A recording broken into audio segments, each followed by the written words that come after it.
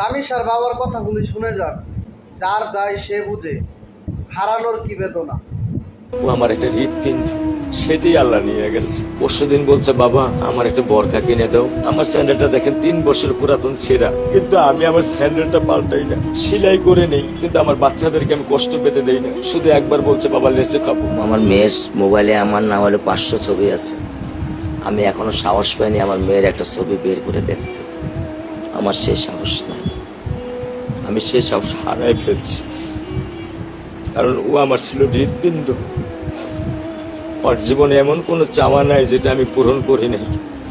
পরশুদিন বলছে, বাবা আমার একটা বরখা কিনে দাও। আমার চাচাতো ভাই বললো, ভাই ইসলামপুর থেকে 300-400 টাকা পাওয়া যায়। আমি সাথে সাথে মিনি মার্কেট থেকে আমি 1000 টাকা দিয়ে আমার মেয়েকে বরখা এনে দিচ্ছি।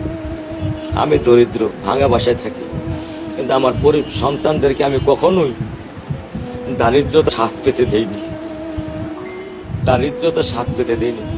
আমার বড় মেয়েকে এখন আমি সেলোরার থেকে জামা কিনে দিই।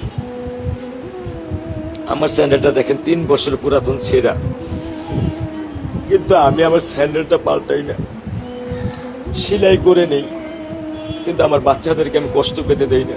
শুধু একবার বলছে, বাবা লেচে খাবো। আমি 1 মিনিটও দেরি করিনি, 1 মিনিটও আমি দেরি করিনি। ও আমার একটা হৃৎপিণ্ড, সেটাই আল্লাহ নিয়ে গেছে। আলহামদুলিল্লাহ, শুকরিয়া, আল্লাহ দিছে, আল্লাহ নিয়ে গেছে।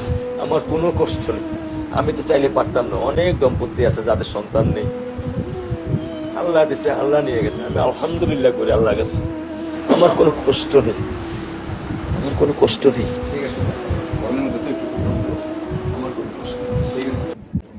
যে কুলাঙ্গার এই কাজটি করছে তার জনসমক্ষে ফাঁসি চাই। যদি আমার সাথে একমত থাকেন, ভিডিওটি একটি লাইক দিয়ে সবার মাঝে শেয়ার করে দেন।